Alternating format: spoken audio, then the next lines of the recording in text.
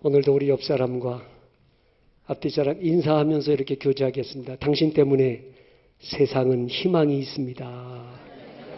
인사합시다. 지난 시간 누가복음 15장에 나오는 잃었던 아들을 다시 찾은 아버지에 대한 비유를 말씀하면서 맏아들과 둘째 아들 중에 누가 탕자라고 했습니까? 맏아들이 탕자입니까? 둘째 아들이 탕자입니까? 맏아들이 탕자라고 했습니다.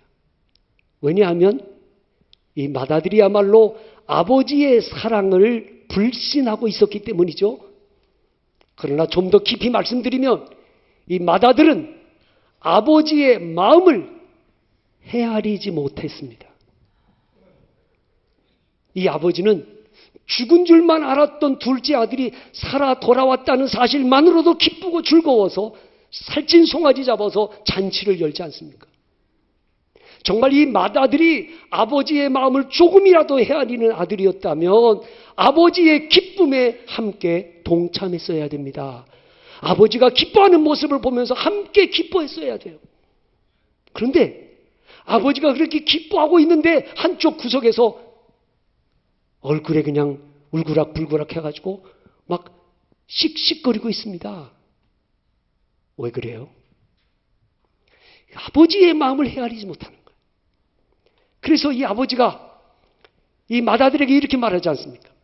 이 내 동생은 죽었다가 살아났으며 내가 잃었다가 얻었기로 우리가 즐거워하고 기뻐하는 것이 마땅하니라.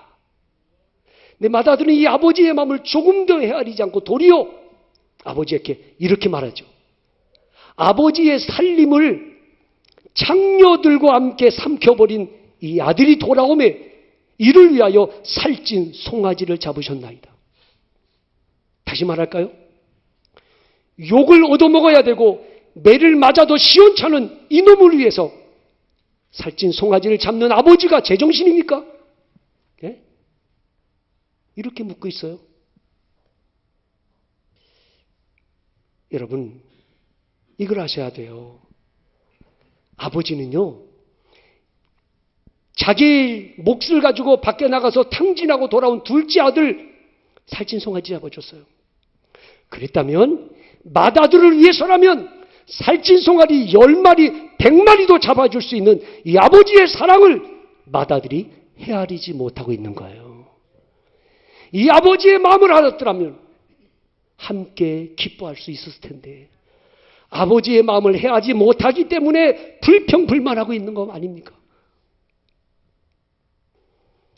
오늘 본문에 나오는 이 요나가 하나님 말씀에 불순종하고 니느웨로 안 가고 다시스로 도망가지 않습니까? 그러다가 풍랑을 만나고 물고기 뱃속에서 죽을 뻔하다가 살아나서 하나님 말씀에 순종해서 니느웨로 갑니다. 40일이 지나면 니느웨가 무너지리라 심판의 메시지를 선포하지 않습니까? 그런데 이 메시지를 듣고 니느웨 백성들이 왕으로부터 백성들까지 잿더미 위에 앉아서 회개합니다. 그 모습을 보신 하나님이 뜻을 돌이켜서서 재앙을 내리지 않으셨어요. 40일이 지나면 망할 줄 알았는데 망하지 않는 걸 보면서 요나는 화가 났습니다. 하나님 앞에 이렇게 말해요. 차라리 내 생명을 거두어 가십시오. 나 같으면 거둬 갔어요. 근데 하나님은 그런 요나를 하나님이 또 자상하게 박농쿨을 자라게 하셔가지고 그늘을 만들어주고 그 박농쿨을 통해서 요나를 교훈을 해주시는 거야. 그러면서 이렇게 말씀하시죠. 내가 수고도 아니하였고 재배도 아니하였고 하룻밤에 났다가 하룻밤에 말라버린 이 박농쿨을 아꼈거든. 하물며 이 큰 성읍 니느웨에는 좌우를 분별하지 못하는 자가 12만여 명이 있으며 가축도 많이 있나니 내가 어찌 아끼지 아니하겠느냐. 이 하나님의 사랑과 긍휼을 헤아리지 못한 요나는 불만으로 가득한 거예요. 여러분, 철들었다는 말이 무슨 뜻입니까? 철들었다. 이 철들었다는 말은 마음을 헤아릴 줄 안다는 거예요. 자식이 언제 철들어요? 결혼해야 철들어. 애 낳아봐야 철들어. 왜? 애를 낳아보니까 자다가도 기저귀 갈아다고 울어대면 자다가도 일어나서 기저귀 갈아줘야지. 배고프다고 시도 때지 없이 울어대면 젖 먹여야지. 조금만 아프면 애 안고 응급실 달려가야지. 애 하나 키우는데 왜 이렇게 힘들어? 애 하나 키우는 게 노동하는 것보다 더 힘들어. 이 애를 키우면서 무슨 생각합니까? 우리 아버지가, 우리 어머니가 나 키울 때도 이렇게 힘들었겠구나. 그리고 부모님의 마음을 헤아릴 줄 알아요. 그리고 부모님에 대한 고마움, 감사하는 마음이 생겨요. 철드는 거예요. 사람이 상대방의 마음을 헤아릴 줄 알아야지. 나만을 위해서 사는 거예요. 저 사람이 어찌됐든 나만 좋으면 되고 나만 편하면 되고 나 좋을 대로 막 살아요. 60이 돼도 70이 돼도 철 안 드는 거야. 철 들면 남편의 마음을 헤아려주고 아내의 마음을 헤아려주고 상대방의 마음을 헤아려줄 줄 아는 사람이 돼야지. 에?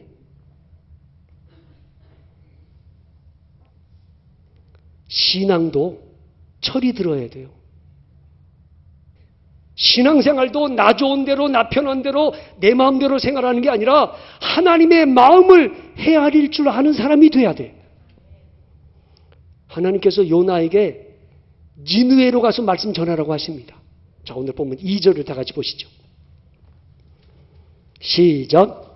너는 일어나 저 큰 성읍 니느웨로 가서 그것을 향하여 외치라.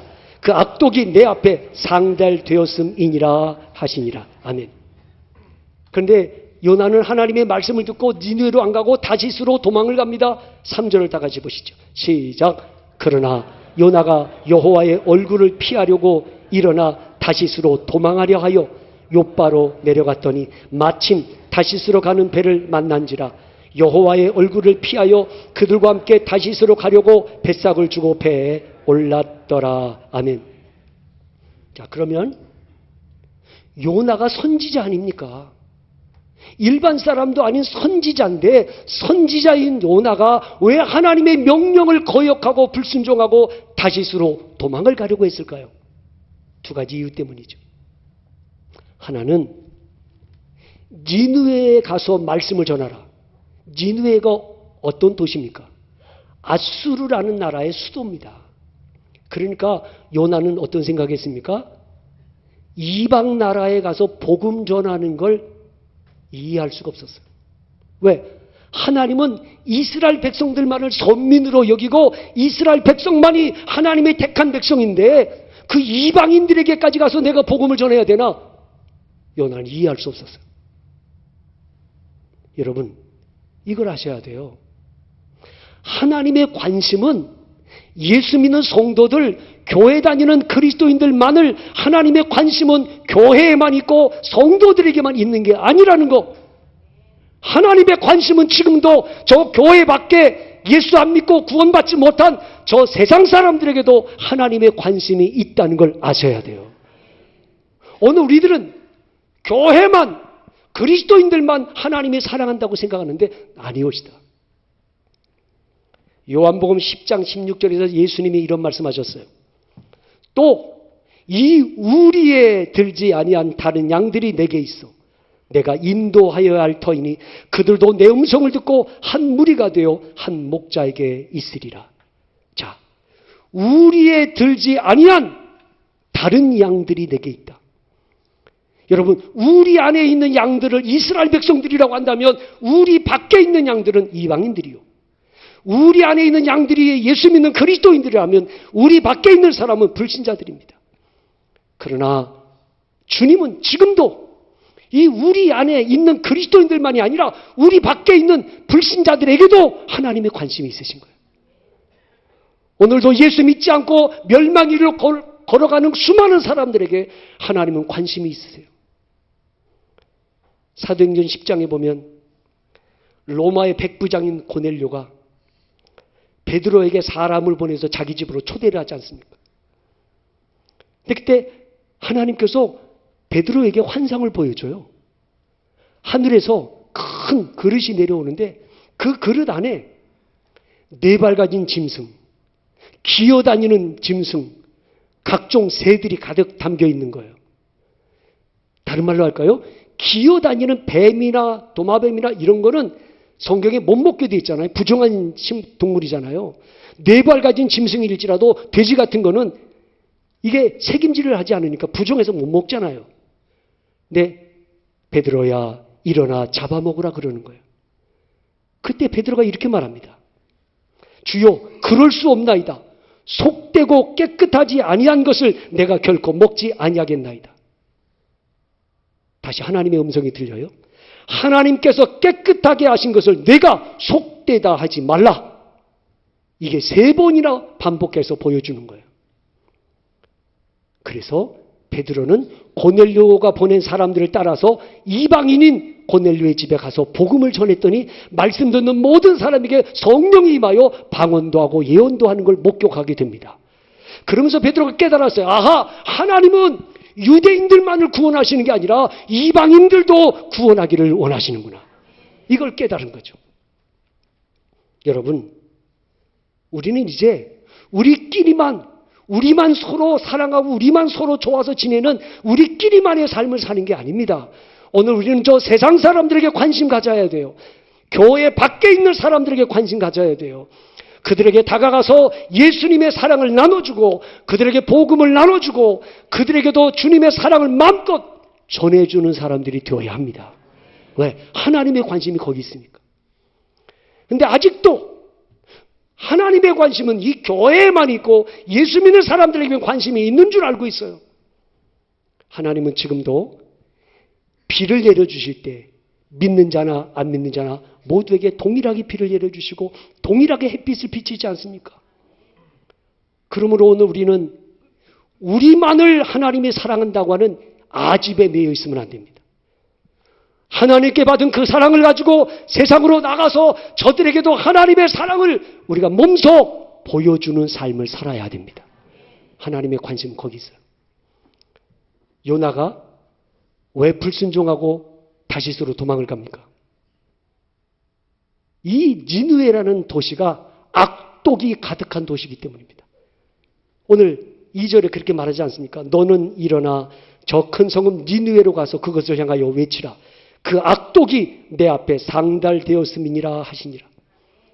그러니까 니느웨로 가기를 싫어했던 이유는 니느웨라는 도시가 악독이 가득한 도시요. 타락한 도시요. 그러니까 요나는 어떤 생각합니까? 아니 그렇게 악독이 가득한 도시라면 하나님이 심판하면 될걸. 멸망시키면 될걸. 왜 굳이 나보고 가서 말씀을 외치라고 하나? 이해가 안 되는 거예요. 그러나 이걸 아셔야 돼요. 하나님의 관심은 심판하고 멸망시키는 게 아니라 구원하고 살리는 것에 관심이 있으십니다. 요한복음 3장 17절 말씀. 하나님이 그 아들을 세상에 보내신 것은 세상을 심판하려 하심이 아니요 그로 말미암아 세상이 구원을 받게 하려 하심이라. 베드로후서 3장 9절 말씀에 주의 약속은 어떤 이들의 더디다고 생각하는 것 같이 더딘 것이 아니라 오직 주께서는 너희를 대하여 오래 참으사 아무도 멸망하지 아니하고 다 회개하기에 이르기를 원하시느니라. 에스겔서 18장 23절 말씀에 주 여호와의 말씀이니라. 내가 어찌 악인이 죽는 것을 조금인들 기뻐하랴. 그가 돌이켜 그 길에서 떠나 사는 것을 어찌 기뻐하지 아니하겠느냐 말씀하십니다. 하나님의 관심은 악인일지라도 회개하여 구원함에 이르기를 원하십니다. 그래서 하나님은 악인들을 오래 참아주세요. 우리들은 어떤 생각합니까? 저런 인간을 하나님은 뭐 하신대? 그냥 내버려 두고 당장이라도 하나님이 심판하고 당장이라도 천벌을 내려가지고 없애버려야 되는데, 여러분 우리 생각은 사람 같지도 않고 짐승 같은 인간들이 세상에 있을 때 하나님이 살아계시다면 왜 저런 인간들을 내버려 두나 그런 생각하고 살아요. 그건 내 생각이요. 하나님의 마음은 그렇게 몹쓸 인간, 사람 같지도 않은 인간이와 같은 짐승 같은 사람들도 있지만 그런 사람도 회개하고 구원받기를 원하시기 때문에 기다려 주신다는 걸 아셔야 돼요. 이사야 55장 7절 8절 말씀에 악인은 그 길을, 불의한 자는 그의 생각을 버리고 여호와께로 돌아오라. 그리하면 그가 긍휼히 여기시리라. 우리 하나님께로 돌아오라. 그가 너그럽게 용서하시리라. 이는 내 생각이 너희 생각과 다르며 내 길은 너희의 길과 다름이니라. 사랑하는 여러분, 아무리 못되고 악한 사람이라도 망하기를 바라지 말고, 그런 사람 저주하지 말고, 그런 사람도 회개하고 구원받기를 기도하는 거룩한 백성들이 될 수 있기를 바랍니다.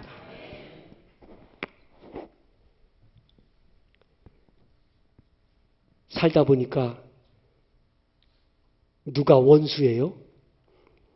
가까이 있는 사람이 원수 같을 때가 있어. 여러분, 원수 같은 사람도 사랑하고 그 원수 같은 사람도 변하여 새 사람 되기를 기도하는 하나님의 마음을 헤아리는 사람이 됩시다. 신앙이 뭡니까? 신앙이라고 하는 건 내 뜻을 내려놓고 하나님의 뜻을 따르는 거예요. 자기를 부인하는 것이 신앙이 옳시다. 그런데 요나는 자기 생각, 자기 입장, 자기 아집만을 고집하면서 하나님의 마음을 헤아리지 않습니다. 난 못 갑니다. 내가 왜 이방 나라에 가서 말씀을 전해야 됩니까? 내가 그 악독이 가득한 니느웨에 가서 왜 말씀 전해야 됩니까? 저 안 갑니다. 그리고 도망가는 거예요. 그건 신앙 아니올시다. 참된 신앙은 내 뜻을 내려놓고 아버지의 뜻에 순종하는 것입니다. 예수님께서 겟세마네 동산에서 기도하실 때 내 아버지요, 만일 할만하시거든 이 잔을 내게서 지나가게 하옵소서. 그러나 나의 원대로 마시옵고 아버지의 원대로 하옵소서. 그리고 십자가를 지시지 않습니까? 무엇이 신앙인지를 몸소 보여주신 거예요. 다윗이 왜 훌륭한 사람입니까? 다윗의 평생 소원은 성전 건축하는 겁니다. 그래서 다윗이 성전 건축하려고 금을 10만 달란트를 준비해놓고 은을 100만 달란트를 준비해놓고 놋과 철과 제목과 돌들을 다 준비해놨습니다. 대리석 준비해놓고 온갖 것을 다 준비해놓고 이제 딱 스타트만 하면 성전 건축할 수 있어요. 하나님께서 다윗에게 말씀하죠. 너는 안 돼. 너는 전쟁을 많이 하고 피를 많이 흘려서 하나님의 성전 건축할 수 없어. 내 아들에게 부탁해.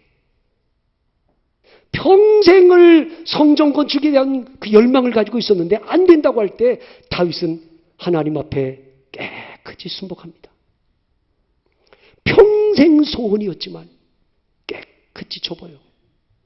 모세요? 40년 동안 광야 생활하면서 온갖 고생 다 했습니다. 이제 저 앞에 가나안 땅이 보입니다. 그런데 하나님께서 넌 안 돼. 너는 여기까지야. 그때 모세, 아버지, 나 가나안 땅 들어가고 싶어요. 내 은혜가 내게 족하다. 말씀할 때 모세는 깨끗이 내려놓습니다.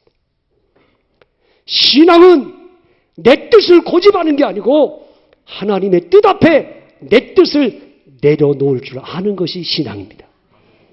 정말 요나가 정말 신실한 신앙의 사람이라면 가기 싫어도 순종했어야 해요. 그래서 신앙이 뭐냐? 신앙은 그럼에도 불구하고 순종하는 거예요. 그게 신앙이에요. 지금은 이해할 수 없지만 그럼에도 불구하고 순종해야 되는 것은 내가 믿는 하나님은 선하시고 인자하신 분이라는 믿음이 있기 때문입니다. 여러분, 하나님이 어떤 분이십니까? 내가 믿는 하나님이 선하신 분이시고 신실하신 분이라는 믿음이 있다면 지금은 내 상식적으로 이해가 안 돼도 그럼에도 불구하고 순종하는 거죠. 하나님께서 아브라함에게 내 아들을 번제로 바치라고 그러잖아요. 상식적으로 이해가 됩니까? 이삭은 하나님이 약속을 통해 주신 자식입니다. 근데 이 이삭을 죽이라고 하면 하나님은 약속을 어기는 거짓말쟁이가 된 거 아닙니까? 더욱이 이삭을 번제로 드리라면 사람을 제물로 드리는 잔인한 하나님 아닙니까? 무자비한 분 아니십니까? 그런 하나님을 어떻게 믿어요?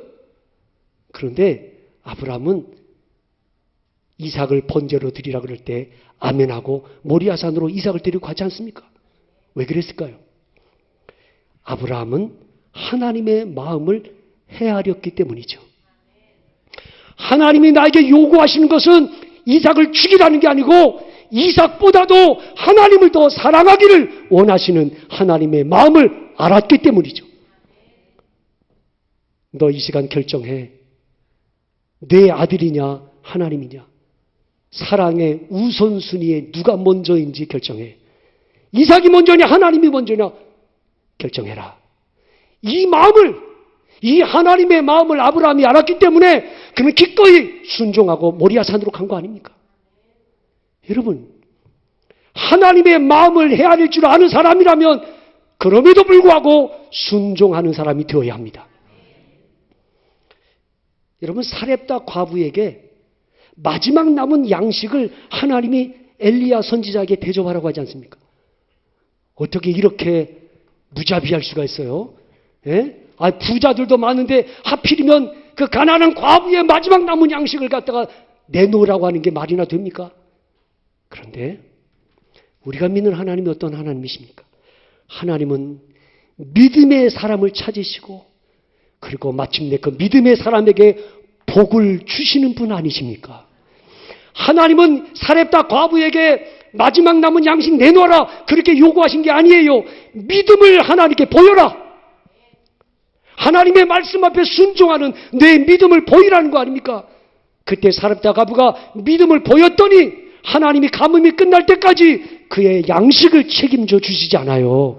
우리가 믿는 하나님이 얼마나 선하신 분이십니까? 베드로가요, 밤새 금을 던지잖아요. 고기 한 마리 못 잡았습니다. 피곤해 지쳐 있습니다. 금을 씻고 집에 갈 준비 다 했습니다. 네, 예수님께서 배를 띄워라 말씀을 전하신 다음에 그물을 깊은 곳에 던지라고 합니다. 지금 베드로는 너무 피곤해요. 금을 다 씻어놨어요. 집에 갈 준비 다 됐습니다. 더욱이 지금 낮 시간에 고기가 안 잡혀요. 왜? 낮 시간에는 물고기들이 다 수초 속에 숨어 있기 때문에 금을 던져서 고기 안 잡힙니다. 그런데도 그럼에도 불구하고 베드로가 순종하여 그물을 던집니다. 어찌 됐습니까? 그물이 고기가 너무 많이 잡혀서 그물이 찢어질 정도로 많이 잡혔어요. 여러분, 지금도 하나님은 이 핑계 저 핑계 대면서 불순종하는 사람이 아니라 믿음으로 순종하는 자들을 찾으시고 그들에게 넘치도록 은혜와 복을 부어주시는 분이십니다. 하나님의 선하심을 안다면 그럼에도 불구하고 순종해야지. 요나가 불순종한 것은 하나님의 마음을 헤아리지 못했기 때문이에요. 자기 아집에 사로잡혀 있기 때문이에요. 오늘 이 날씨가 나온 여러분, 내 아집, 내 고집, 내 생각에 사로잡혀서 하나님의 말씀인 줄 알면서도 불순종의 길로 가지 맙시다. 내 뜻을 내려놓고 그리고 그럼에도 불구하고 하나님의 말씀 앞에 순종하는 복 있는 인생을 살아가시기를 주님의 이름으로 축원합니다. 기도하겠습니다.